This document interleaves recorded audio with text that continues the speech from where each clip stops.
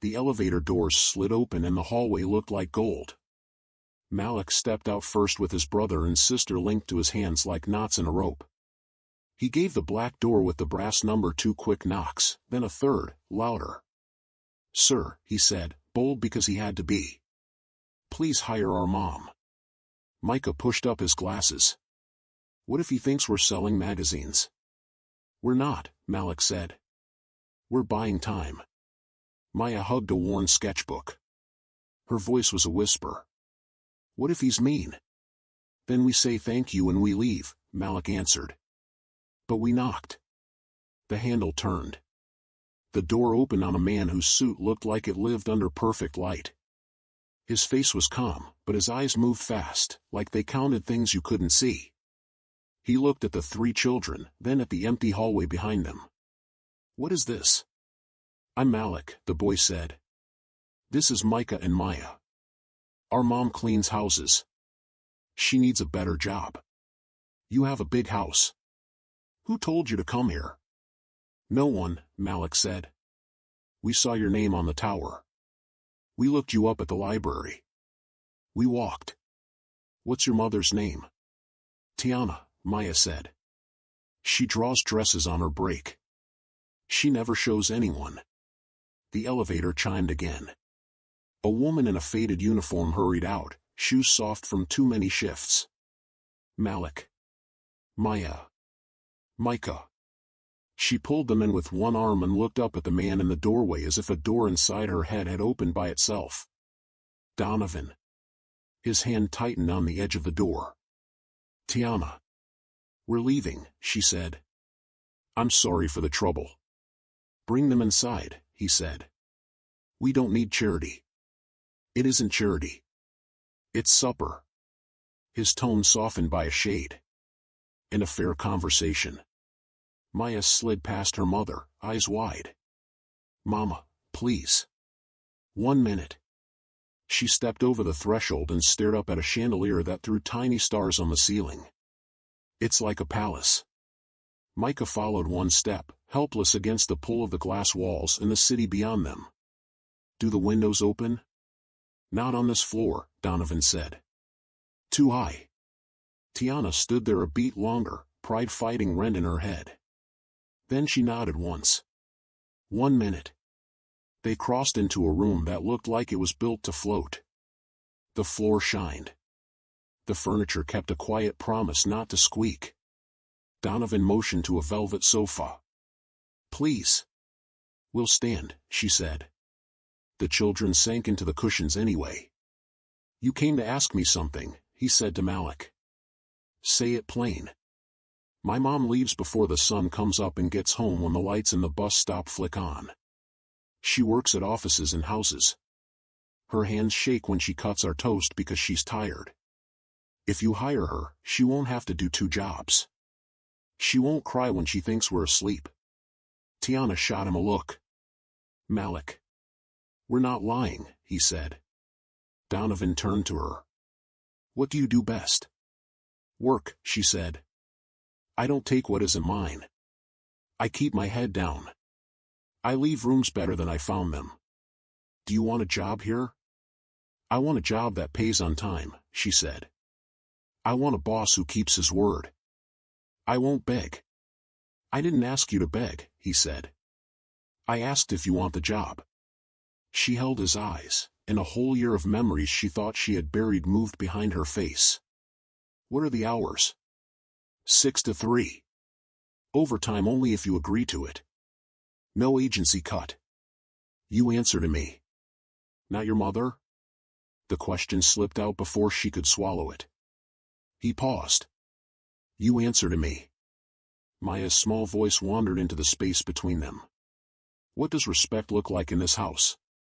It looks like your mother not being invisible, Donovan said. It looks like staff using please and thank you. Tiana let out a slow breath. We'll eat.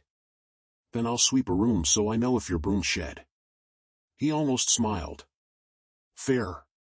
Dinner came under silver lids. The food was simple but perfect. The children tried to act like they had sat at tables like this 100 times. They hadn't. Micah tested the weight of the fork before using it. Maya drew the curve of a water glass before drinking. Malik watched everything like a small guard with a big post. Donovan didn't overtalk. "Do you like to read?" he asked Micah. "Instructions," Micah said. "They make my head quiet." "There's a library." "Can I climb the ladder?" "If you keep 3 points of contact," Donovan said, and Micah lit up like a switch. After dinner, the assistant showed Tiana the laundry room. Commercial machines hummed like steady lungs. She ran a hand along steel and thought about the broken washer in their building that ate quarters but not dirt. "Where are the cleaning supplies?" she asked. "In the closet on the right," Donovan said. "You'll have a key." "I won't need one if you keep them stocked." "I keep things stocked," he said. The triplets drifted into the library. Shelves climbed up like trees. Maya anchored herself on a window seat and sketched the grid of streets below. Micah stood in front of a row of science books with the reverence some kids save for roller coasters. Malik found the edge of a desk and tapped it with his knuckles, testing the sound. Donovan stood a few steps behind Tiana. "There will be rules," he said. "There always are," she said. "Say them." "You start at 6. You leave at 3. My office is private. If anyone in this building treats you small, you come to me first. If you need time for your children, you take it." "And them?" She nodded toward the window seat and the floor and the boy at the desk. "They can read in the library and draw at the table. They don't go into my office without me." Micah raised his hand from across the room. "Where's your office?" Donovan pointed down the hall. "Last door on the left." Malik didn't look away. "What happens if we go in anyway?" "Then we talk," Donovan said. "I prefer talks to punishments." Malik filed that away like a tool. As the sky deepened, a pianist down the corridor practiced scales that sounded like warm rain. The children yawned in a chain. Donovan called for guest rooms. The sheets looked like clouds and felt like them too. Tiana tucked each child in, smoothing braids and pushing glasses onto a bedside table and pulling the blanket up to a stubborn chin. She kissed 3 foreheads and turned to find Donovan in the hall again. "I'll be steady," he said. "You said that matters." "It matters more than good intentions," she said. "We'll see." He nodded. 6 o'clock. 6, she said. In the office, a photograph of 2 college kids leaning into each other sat in a drawer. He took it out, stared at the summer light on her long-ago face, then set it on the desk where the city could see it too. In the guest room, Maya sketched 4 figures, 3 children holding hands and a tall man standing just behind them, not apart. She left the faces simple. She didn't know yet where to put the lines around the eyes. Tiana went to the kitchen and washed a clean plate for the comfort of it. The habit steadied her breathing. For a moment, the room reflected her in the shine of the steel, a woman who had learned how to live on little and still keep her back straight. From the doorway, Donovan watched without a word. He had spoken 1,000 times in rooms where silence meant you were losing. Here, silence felt like a truce. The building settled. The city buzzed below like a beehive behind glass. Micah hummed in his sleep. Malik mumbled a promise only his pillow heard. Maya dreamed with a pencil still in her hand. On the coffee table, a phone vibrated and stilled. A contact name flashed for a half-second before the screen went dark. Evelyn. Donovan's eyes moved to it, then to the closed guest room door. He didn't pick up. Not tonight. He stood at the glass and watched the little red lights drift along the highway far below, like ants carrying news. "You knocked," he said under his breath, not sure if he was talking to the children, the past, or the part of himself he had shut away. "So I'll answer." In the morning, the day would start at 6. The house would learn a new rhythm. And somewhere in the city, the mother who disliked the word no would notice her son had stopped answering on the first ring. The morning broke with a pale streak of light spilling across the penthouse windows. Tiana was already awake, tying her hair back with the same rubber band that had snapped and been knotted back together too many times. She moved quietly, making sure her children still slept soundly under the cloud-like sheets. Their faces looked younger here, softer, almost as if rest finally had room to land on them. She kissed each forehead and whispered, 6 o'clock. When she stepped into the hallway, Donovan was already there. He was dressed, tie sharp, shoes polished, but there was something unusual. He carried 2 mugs of coffee. He handed one to her without a word. She blinked at it, suspicious, but took it. "You're on time," he said. "I've never been late to a job in my life," she answered, sipping carefully. He nodded. "Good." Then his eyes shifted to the guest room door. "Do they wake early?" "They'll be up soon. Malik never sleeps long. Maya will be sketching before breakfast. Micah," she gave a small shrug, "his brain never stops." Something like a smile touched Donovan's face before it disappeared again. "Then let's start." He walked her through the penthouse, floors that needed polishing, tables to be wiped, laundry schedules, storage closets stocked with supplies. His voice was precise, like a man used to giving orders in boardrooms, but she didn't shrink under it. She matched his pace, took notes in her head, asked questions that caught him off guard with their bluntness. "Who else has keys to these closets?" "Only staff." "And how many staff are there?" "4. Too many for one home," she muttered. He glanced at her, almost amused. "I told you. I need someone I can trust." "And I told you," she said, "you don't get trust by talking about it." "You prove it." Before he could answer, soft footsteps echoed down the hall. The triplets appeared, rubbing their eyes, still in borrowed pajamas. Malik led the way, his face alert, even half asleep. "Mama, what are we eating?" Donovan gestured toward the dining room. "Breakfast is served." The children froze when they saw the spread, bowls of fruit, plates of eggs and toast, pitchers of juice. It looked like a painting. Maya whispered, "It's too much." "Then take what you need," Donovan said. "Leave the rest." They slid into chairs. Micah poured orange juice with both hands, concentrating so hard a few drops spilled. Maya opened her sketchbook and began to outline the bowl of strawberries before eating. Malik ate quickly, his eyes darting around like he was guarding the table. Donovan sat at the head, sipping coffee, watching. Finally, he asked, "What do you think of this place?" "It's quiet," Micah said. "It's big," Maya added. Malik swallowed hard. "It doesn't feel like home." Tiana set her fork down, ready to scold, but Donovan only nodded. "It's not supposed to. Home is earned."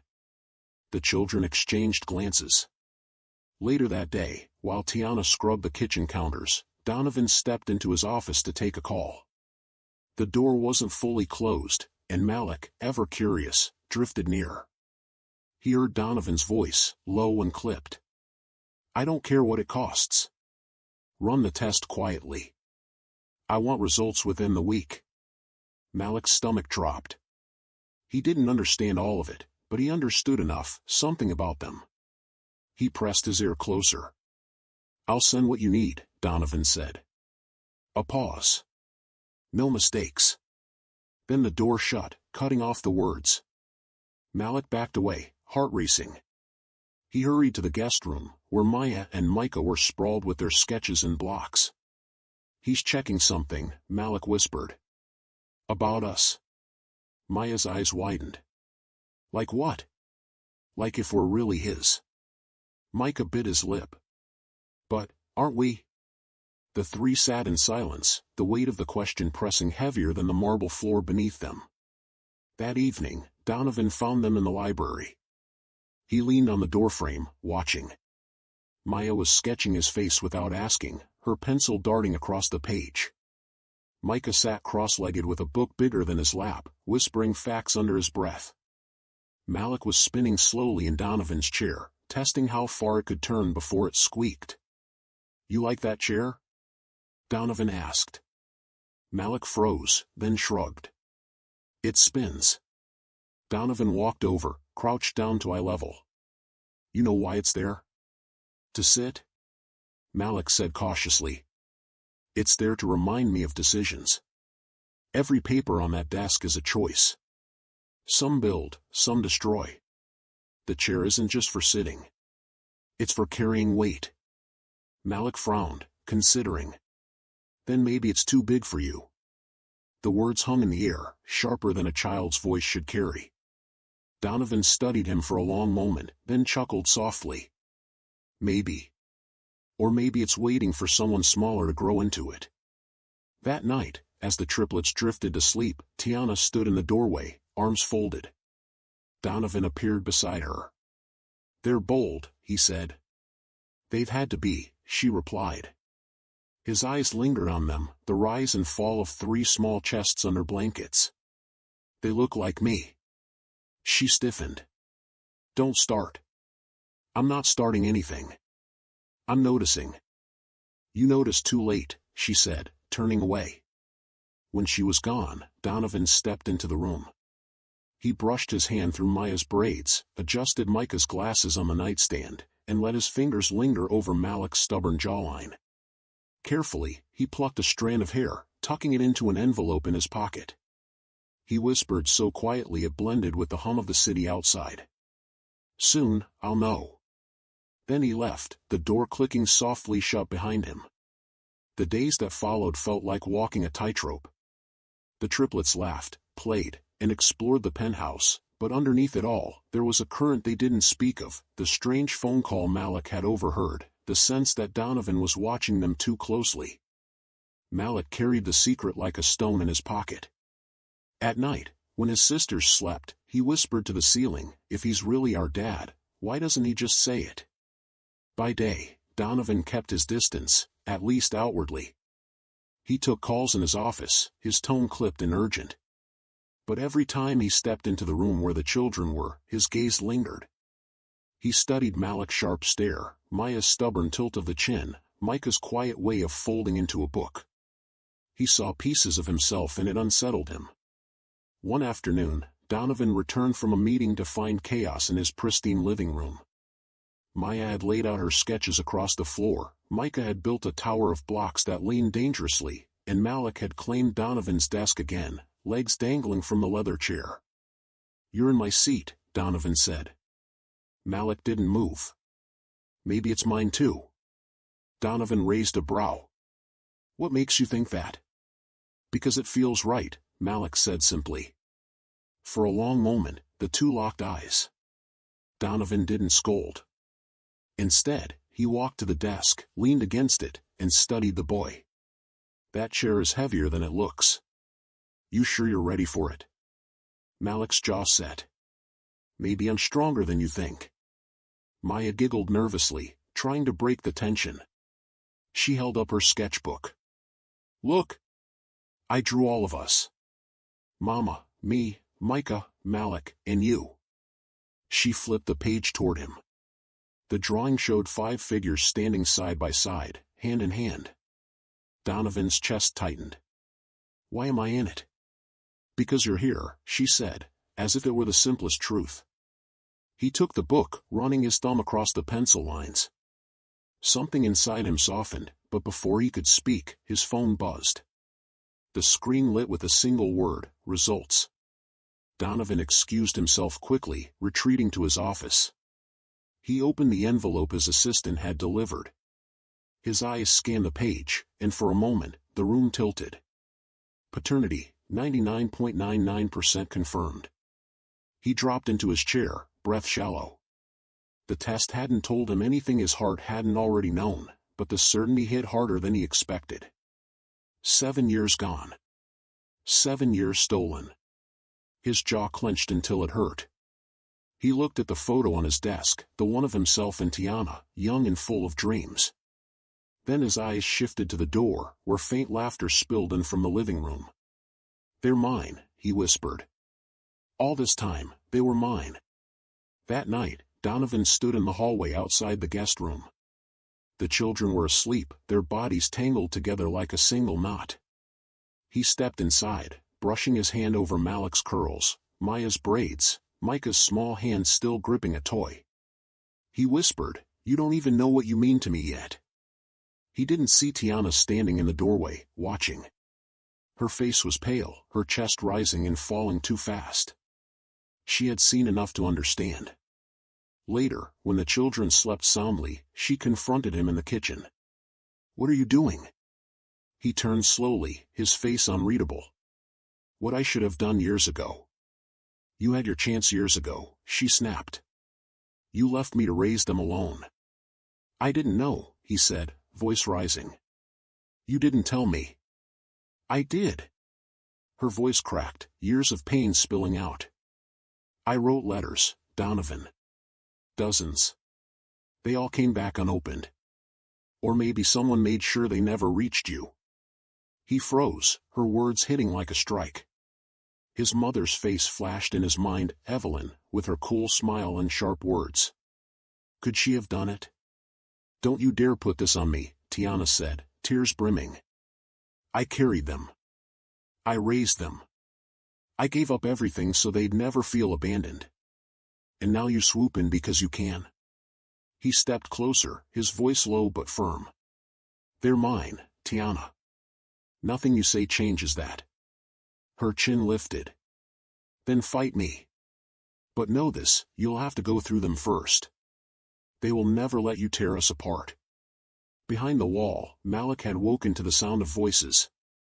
He pressed his ear to the cool marble, hearing every word. His stomach churned, but his resolve hardened. Later, when Tiana tucked them back in, he whispered to his sisters, "We can't let him take us away. We have to make him choose love. If he loves Mama again, he won't try to split us up." Maya clutched her sketchbook to her chest. Micah nodded nervously. And in the quiet, 3 small children formed a plan bigger than they could understand, a plan to hold a family together, even if it meant going to war with the shadows of the past. The next morning began with a knock that didn't belong to children. It was sharp, clipped, deliberate. Tiana was in the kitchen rinsing dishes, the triplets still in their pajamas, when the sound echoed through the penthouse. Donovan moved quickly to the door, and when he opened it, his posture stiffened. Evelyn King stepped inside without waiting for permission. Her silver hair was wound into a severe bun, her cane tapping against the marble like a gavel. Pearls gleamed at her throat.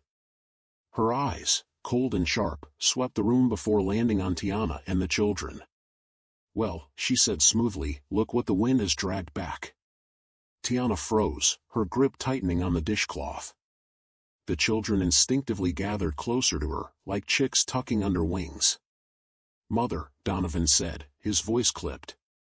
"Donovan," Evelyn replied, her smile thin. "I had to see for myself. Rumors reach even me, you know. A maid in my son's penthouse. With children." Her gaze cut to Malik, Maya, and Micah. "How curious." Malik stepped forward before Tiana could stop him. "We're not curious. We're her kids." Evelyn arched a brow. "Bold. But do you even know who your father is, little boy?" "Enough," Donovan snapped, moving between them. His voice carried steel. "You will not speak to them like that." Evelyn's eyes narrowed. "So it's true then? You've let her back into your life.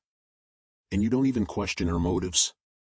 "I question everything," Donovan said, jaw tight. Tiana spoke, her voice trembling but firm. "I don't need to explain myself to you." "Oh, but you do," Evelyn said smoothly. "I protected my son from you once, Tiana. You think I won't do it again?" Tiana's breath caught. "You stole my letters." Evelyn's smile sharpened. "Letters? Oh, those scraps of paper filled with pretty words and empty promises?" "Yes. I saw to it they never burdened Donovan. I saved him from wasting his future on a girl who had nothing to offer but need." Donovan's eyes widened. "You did what?" "I saved you," Evelyn said firmly. "I built your empire. Without me, you'd still be fumbling in the dark. And now I see you undoing it all, letting her back in, letting her children," her gaze swept them with disdain. "Squat in your home." Maya pressed her face into Tiana's side, trembling. Micah's small hand clutched his glasses, trying to hold them still. Malik's fists clenched, his jaw set like stone. Donovan's voice dropped, dangerous. They're mine, Mother. Evelyn's expression faltered for half a second, then she straightened. Then all the more reason to act. Do you think I'll let those children grow up under her roof, without guidance, without standards? No. If they carry our blood, they will be raised properly. By me. Tiana's face drained of color, but she held herself tall. You will never take them from me. Evelyn leaned on her cane, her voice smooth and chilling. Watch me. The air in the room felt heavier. The children's eyes darted between the adults, their small world shaking under words they didn't fully understand. Finally, Evelyn turned toward the door. I'll be in touch, she said coldly. And when I return, it won't be with words. Her cane clicked against the marble as she walked out, the elevator doors swallowing her whole. Silence pressed in after she was gone. The triplets clung to Tiana. She wrapped her arms around them, her voice steady even as her hands shook. Don't listen to her. She doesn't get to decide who we are. Donovan stood frozen, the truth unraveling in his mind, letters stolen, years lost, children hidden from him. His mother's control had reached further than he ever imagined. His fists curled. For the first time in his life, he felt powerless in his own home. Malik broke the silence. His small voice was hard as steel. She's not going to win. Donovan looked at him, something fierce rising in his chest. No, he said, his voice steady now. She isn't. That night, Donovan sat in his office with the paternity results on the desk, the photo of himself and Tiana propped beside them. His mother had stolen his past, but she would not steal his future. He swore it silently, his eyes burning with something more than anger. It was resolve. In the guest room, the children whispered their own plan in the dark. We have to keep them together, Malik said. Mama and him. If they stand together, she can't break us. Maya hugged her sketchbook, nodding. Then we make them love again. Micah whispered, but how? Malik's voice was steady. We'll find a way. The penthouse slept uneasily that night. The war had been declared, even if no one had said the word. That night the penthouse slept light, like everyone was bracing for the next storm. Donovan sat awake in his office, the paternity papers open on his desk, the old photo of himself and Tiana beside them. His mother had stolen years from him, but she would not take what little time was left. He swore it under his breath, a vow only the glass windows heard. In the guest room, the triplets whispered beneath their blankets. Malik spoke first, his tone sharp for someone so young. If Grandma tries to split us, we have to keep them together. Mama and Mr. D. If they love each other again, she won't win. Maya clutched her sketchbook. But they fight. Then we fix it, Malik insisted. We show him Mama belongs here. Micah pushed up his glasses nervously. How? Malik smirked. We'll figure it out. Their chance came sooner than expected. At breakfast, Donovan's assistant confirmed a dinner engagement that evening. Mr. King, Miss Davenport will be arriving at 7. I'll have the car ready. Tiana stiffened. She kept her head down, buttering toast as if the knife were steady, though her fingers trembled. The triplets caught the flicker in her eyes. They didn't know who Miss Davenport was, but they knew she wasn't their mother. By the time evening came, the children had a plan. Maya accidentally swapped the seating cards at the dining table, placing Tiana beside Donovan and leaving Miss Davenport at the far end. When the woman arrived, tall, polished, draped in diamonds, she barely glanced at the children. She kissed Donovan on the cheek, leaving a smear of lipstick he didn't bother to wipe away. Dinner began stiffly. Miss Davenport talked endlessly about art openings, yacht parties, and vacation homes. Donovan listened politely, but his eyes strayed more often to the children, who sat lined up on the sofa like an audience. The first accident came when Maya tipped her glass of grape juice right onto Miss Davenport's silk dress. Oh no! Maya gasped, feigning innocence. The woman screeched, grabbing napkins. Do you know how much this cost? Donovan hid a flicker of amusement. I'll have staff take care of it. Next, Micah fiddled with the light controls. He'd studied the panel earlier, and with a few taps the chandelier flickered wildly before plunging the room into half-darkness. Oops, he muttered, pushing his glasses up. Miss Davenport glared. What kind of circus is this? Finally, Malik walked straight up to the table, pulled out a chair, and sat across from Donovan. He folded his small arms and stared the woman down. Our mama's prettier than you, he said plainly. Tiana nearly dropped her fork. Malik. Miss Davenport gasped, rising to her feet. This is absurd. Donovan, really? But Donovan only leaned back, expression unreadable. Perhaps it is. The woman snatched her purse, storming out with a trail of perfume. The door shut behind her like a final gavel. Silence filled the room. Tiana's face burned. I am so sorry, she said quickly. They never. Donovan raised a hand. They're protective. It's clear. His gaze lingered on the children, something unspoken in his eyes. That night, after Tiana scolded them firmly, the children huddled under their blanket fortress, whispering. Malik grinned. Phase 1 worked. Maya whispered, Mama was mad. She'll get over it, Malik said. Now he's thinking about her. Micah chewed his lip. But what if Grandma finds out? The thought chilled them all. Malik clenched his fists. Then we fight harder. The next day, Tiana was folding laundry in the guest suite when Malik wandered into Donovan's office. He had been told not to go there, which only made the pull stronger.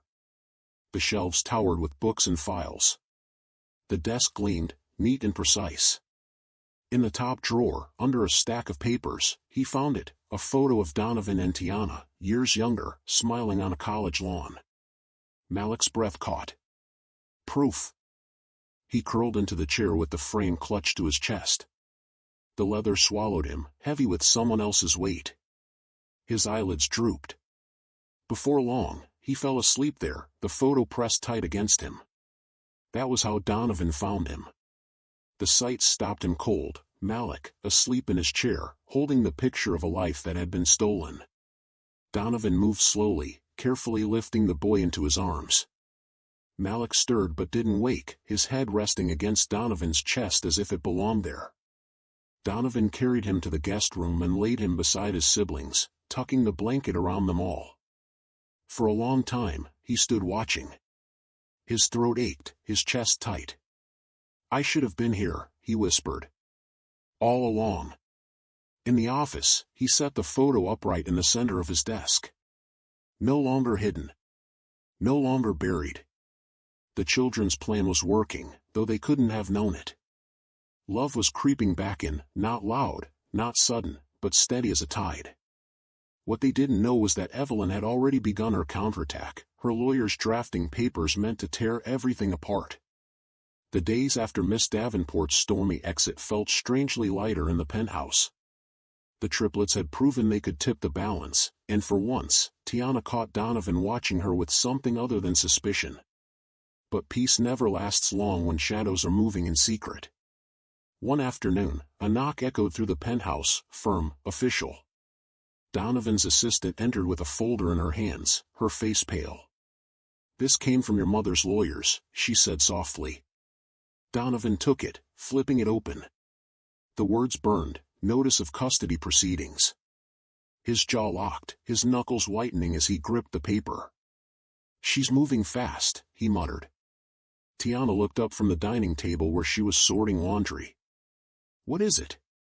He hesitated, then laid the folder down. She read just enough before her face drained of color. No, she whispered. She can't. She can, Donovan said grimly. And she will. She's filed to challenge your custody and claim the children under my family's name. Maya gasped, clutching her sketchbook to her chest. Malik stepped closer to his mother, fists balled. Micah blinked rapidly, pushing up his glasses with trembling hands. Does that mean we'd have to live with her? Tiana knelt, pulling all three close. I will never let that happen. Her voice shook, but her arms held steady. Donovan paced like a caged animal. She's going to paint you as unfit. She'll use every resource she has. But she doesn't understand. I won't stand on her side this time. Tiana shot him a look, her eyes blazing. Don't you dare pretend you're saving us. You're part of this. Your silence, your absence, those were her weapons. He flinched, but didn't argue. Instead, he lowered his voice. Then let me make it right. I'll fight her. Not against you, with you.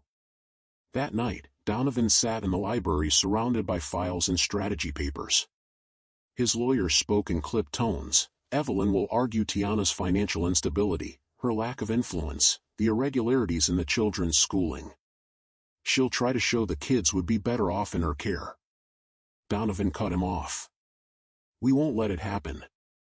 I'll go on record, I'll testify, You'll need more than words, the lawyer warned. She has power. You need proof she manipulated the past. Donovan's eyes flicked to the box of letters he had found hidden away. He touched one, tracing Tiana's handwriting, raw and pleading from years ago. I have proof, he said quietly. Meanwhile, in the guest room, the children whispered under the covers. Malik's voice was fierce. She's coming for us. We can't just sit here. Maya held up a sketch she'd been working on, Evelyn as a giant shadow, the five of them standing small but together beneath her. We show them we're not afraid, she said. Micah shook his head nervously. But what if the judge believes her? What if she wins? Then we fight harder, Malik said. We stick to Mama. And we make him stick too. The next morning, Donovan surprised them all. He sat at the breakfast table, no phone in hand, no papers to distract him. Instead, he looked straight at the children. Your grandmother will say terrible things. She'll try to scare you. But I want you to remember something, you are not pawns. You're people. And you are loved. By your mother. By me. The triplets exchanged cautious glances. Malik narrowed his eyes. Then prove it. Donovan nodded slowly. I will. Later that day, Tiana cornered him in the kitchen. Why now, Donovan? Why fight now, after all these years? He leaned against the counter, his voice low but steady. Because I finally see what she's capable of. And because I see what I lost.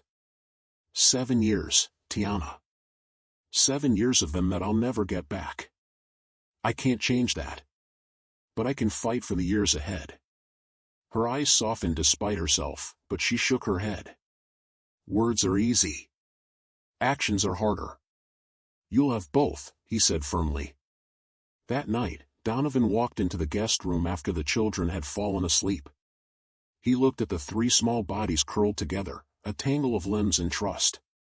His throat tightened. He whispered, no matter what she does, no one is taking you away from this room. But Evelyn King was not a woman who lost easily. Already, her lawyers were filing motions, her influence spreading. The war had begun, and the children's fragile hope would soon be tested in the harsh light of court. The penthouse door swung open late in the afternoon, not with a knock this time but with the sharp click of a key. Tiana froze mid-fold in the laundry room. The children, sprawled on the rug with crayons and blocks, looked up. Donovan strode from his office, already bracing. Evelyn King stepped inside like she owned the floor beneath her feet. Her silver hair was flawless, her pearls glinting against a severe black coat. Her cane tapped once against the marble, announcing her presence with authority. She didn't smile. Mother, Donovan said, his voice clipped. Donovan, she replied smoothly, eyes sweeping the room until they landed on the children. So it's true. You've allowed this circus. Maya shrank against Tiana's side. Micah adjusted his glasses nervously, his lip caught between his teeth. Malik, jaw tight, stood in front of his siblings like a tiny shield. Leave them out of this, Donovan warned. Evelyn's gaze sharpened. You think I will? They carry my name whether you like it or not. And I will not let them grow up wild, dragged down by a woman who... Stop, Tiana snapped, surprising even herself. Her voice shook but didn't break. You stole his letters. You tried to erase me. And now you want to erase them too? Not this time. Evelyn's lips curved into a thin smile. I did what needed to be done. My son had a future. You would have ruined it. Donovan's fists clenched. You ruined it. You stole my family. Evelyn's eyes narrowed, her tone turning sharp as glass. You were nothing until I shaped you. Your empire exists because of me. And if you defy me now, I'll take it all apart, piece by piece. Including them. She jabbed her cane toward the triplets. Micah's voice trembled, but he forced it out. We don't want you. The words hung in the air. Tiana squeezed his hand, tears stinging her eyes. Donovan stepped forward, his voice low, dangerous. You will not threaten them. If you want a war, you have one. But it ends with me, not them. Evelyn's expression hardened. You think the court will see it your way? You think sentiment wins over legacy? I'll have custody papers signed before you can blink. Judges listen to power, Donovan. And power still belongs to me. No, Donovan said firmly. It belongs to the truth. He reached for the stack of old letters on the coffee table, Tiana's handwriting, dozens of envelopes never opened. You kept these from me. You built your empire on lies. And I'll put them in front of a judge if I have to. For the first time, Evelyn's mask cracked. Her hand gripped the cane tighter, knuckles white. You wouldn't. I would, Donovan shot back. And I will. The room was thick with silence. The triplets clung to Tiana, their eyes wide, their small hearts pounding. Malik broke the quiet, his voice clear and strong. She doesn't get to decide. We do. And we choose Mama. Evelyn's face hardened, but her eyes flickered with something, anger, maybe fear. She turned abruptly toward the door. This isn't over. You've chosen your side, Donovan. And you'll regret it. Her cane tapped in rhythm with her fury as she left. The elevator doors closed, cutting her from view, but the chill of her presence lingered. Tiana sank into a chair, trembling, pulling her children close. She won't stop, she whispered. Donovan stood there, watching them huddled together, something heavy pressing down on his chest. He moved closer, kneeling so his eyes met theirs. She doesn't decide. Not anymore. I do. And I will never let her touch you. His voice broke slightly. That's my promise. Tiana looked at him, searching for cracks, for the man she once knew. Promises are easy, Donovan. Prove it. He nodded, his jaw set. I will. That night, the penthouse was quieter than ever, but no one slept deeply. Evelyn had drawn her line. War wasn't looming anymore. It was here. The next morning began with another envelope delivered to the penthouse door. Donovan opened it, his lawyer already on the line. Inside was a thick packet stamped with the court's seal. Petition for emergency custody hearing. She's moving faster than we thought, the lawyer said grimly. Your mother's filed a motion claiming Tiana is unfit, unstable employment, substandard housing, lack of resources. She's painting herself as the only stable guardian. Tiana's face went pale as she read over Donovan's shoulder. She's trying to take them now? Yes, the lawyer confirmed. She wants temporary custody granted immediately until the case is heard. Micah clutched Tiana's arm. Does that mean we'd have to live with her? Never, Tiana said fiercely, pulling all three children close. But even as she said it, her hands trembled. Donovan set the papers down, his voice like steel. She thinks she can win with money and lies. She doesn't know what I have. He picked up the box of old letters, running his hand across the stacks of envelopes.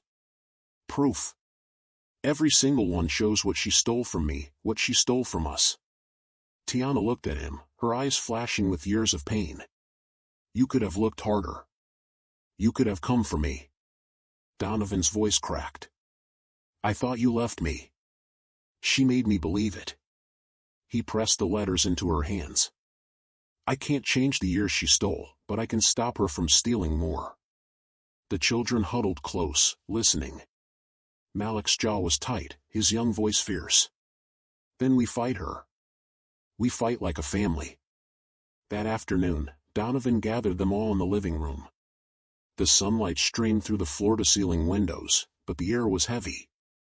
His lawyer laid out the strategy. We'll argue that Tiana is the stable parent, that you're supporting her, and that Evelyn has acted in bad faith by interfering in your relationship. The judge will look at what's best for the children. What's best for us, Maya whispered, is being with Mama. And with me, Donovan added softly. Malik stared at him, testing.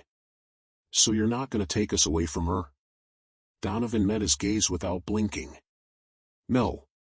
I'm going to stand with her. That night, Donovan found Tiana out on the balcony, the city glittering below. She leaned against the railing, her face lined with worry. She'll drag us through hell, she murmured. Then we'll walk through it together, Donovan said, stepping beside her. Her eyes searched his face, doubtful. You mean it? He nodded, his voice steady. For once, I mean everything. Inside, the children peeked through the curtains, watching their mother and Donovan standing side by side in the city's glow. Malik whispered, they're on the same team now. Does that mean we'll win? Micah asked, nervous. Maya hugged her sketchbook to her chest. It means we have a chance. The days that followed blurred into a rhythm of preparation. Lawyers came and went, papers were signed, evidence was gathered. Tiana sat for hours with Donovan's legal team, telling her side of the story, every late night, every unpaid bill, every moment she'd fought to keep her children fed. Donovan sat beside her, silent but unwavering, his presence like a shield. Still, Evelyn's shadow loomed. She had money, power, and connections that reached far. Word came back that she was already whispering in the ears of judges, painting herself as a savior. One evening, when the children were meant to be asleep, Malik crept into Donovan's office. He climbed into the big chair, the one he wasn't supposed to touch, and spun it slowly until Donovan walked in. You're up late, Donovan said. Malik looked at him seriously. Promise me something. What? Promise you won't let her take us. Not for a day. Not for a minute. Donovan crouched down so they were eye to eye. I swear it. She can try, but she'll never win. Because you're not hers to take. For the first time, Malik let his guard slip. He leaned forward and hugged Donovan tightly, then pulled back quickly, embarrassed. Don't mess it up. Donovan swallowed hard, nodding. I won't. The next morning, news came, the emergency hearing was scheduled for the end of the week. The battle was no longer approaching, it was at their doorstep. The courthouse smelled of old wood and polish, the kind of place where whispers felt too loud. Tiana held her children close as they walked through the doors, their small hands gripping hers like anchors. Donovan walked on the other side, his suit pressed, his expression unreadable, but his jaw tight as stone. Cameras flashed outside, reporters calling his name, but once inside, the world went quiet except for the shuffle of papers and the echo of footsteps.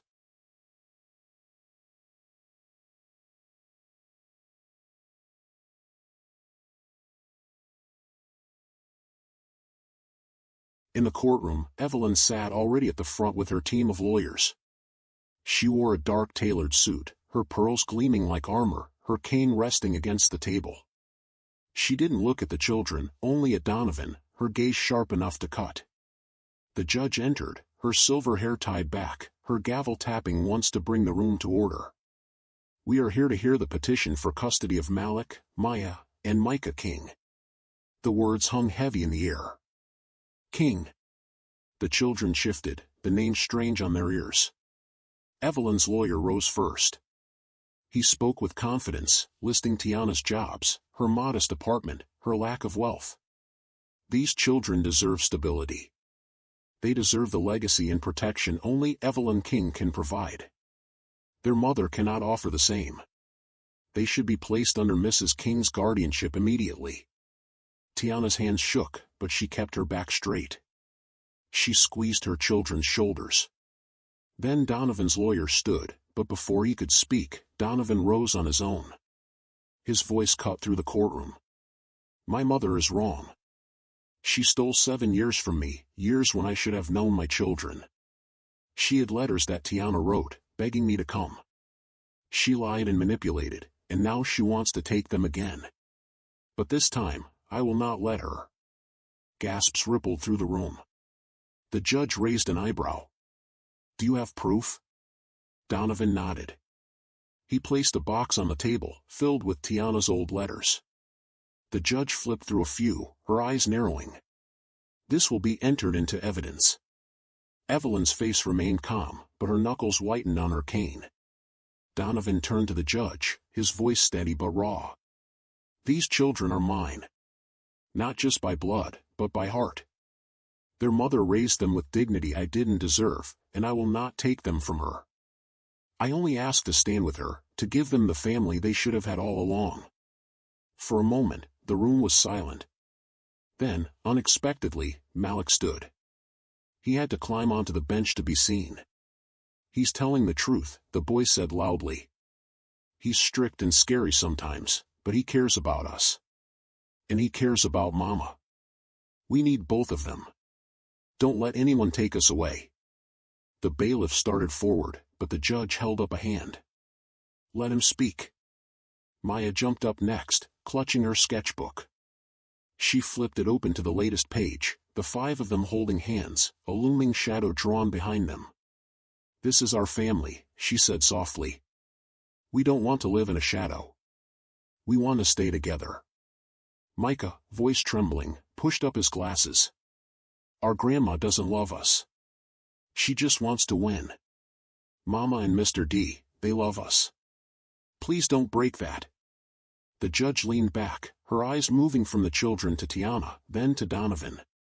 The weight of the moment pressed on every corner of the room. Evelyn's face tightened, her jaw clenched, but she said nothing.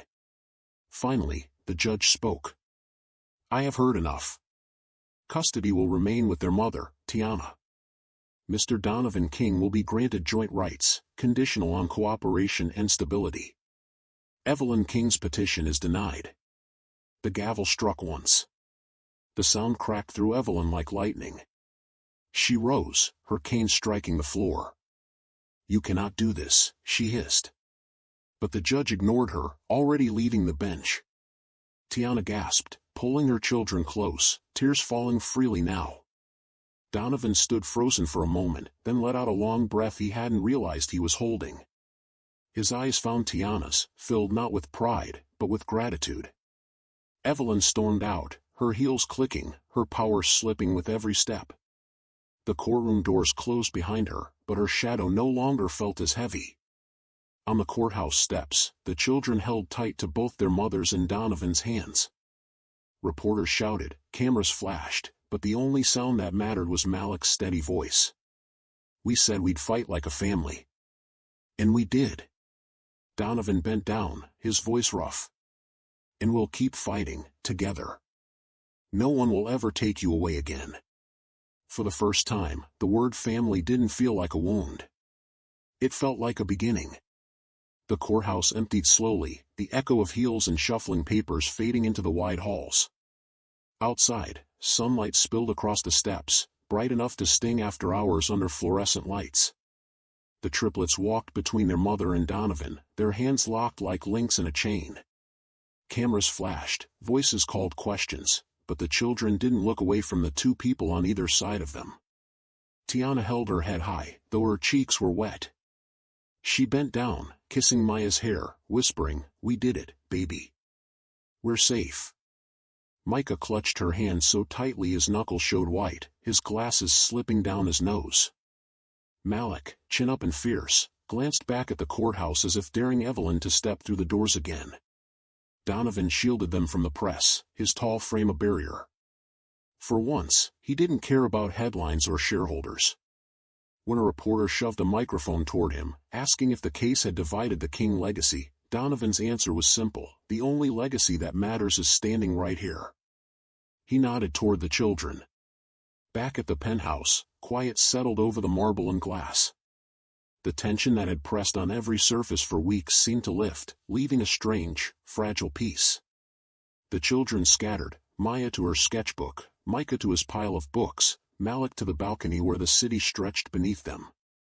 Tiana moved through the kitchen, her hands busy, needing something to do.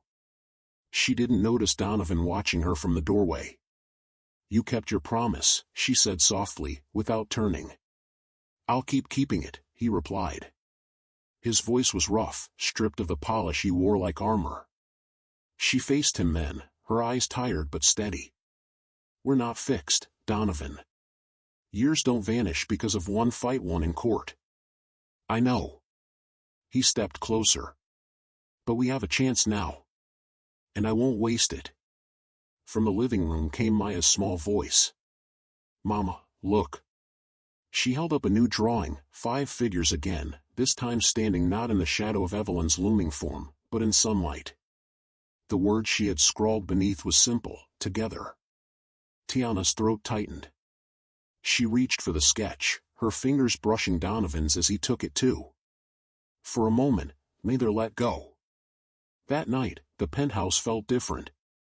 The children slept deeply, their bodies curled in one tangle of blankets and trust. Donovan stood in the doorway, watching, then glanced at Tiana beside him. "They don't just look like me," he said quietly. "They act like me too. The stubbornness, the fire. But they've got your strength. Your heart." Tiana blinked back tears. "They've only ever had me. And now, maybe they'll have both." "Not maybe," Donovan said. "They will." In the dark, the city pulsed beyond the glass walls, lights blinking like stars. The battles weren't all won, Evelyn still existed, bitter and plotting, but for the first time, her shadow didn't cover them completely. In the weeks that followed, the rhythm of the penthouse shifted. Donovan made time between boardrooms and contracts to sit with Micah in the library, to let Maya sketch him even when he fidgeted, to play chess with Malik who cheated with a grin and called it strategy. Tiana worked, but she didn't feel invisible. She laughed more than she had in years. One evening, the triplets dragged Donovan and Tiana onto the balcony. "Family picture," Malik declared, holding out Maya's sketch like a guide. Micah set the timer on a borrowed camera. The 5 of them stood together as the city stretched behind them, and when the flash went off, the children's laughter filled the air. It wasn't perfect. It wasn't easy. But it was theirs. And for the first time since the knock on the penthouse door, Donovan, Tiana, and the children stood not as pieces of a broken past but as the fragile start of something whole, together.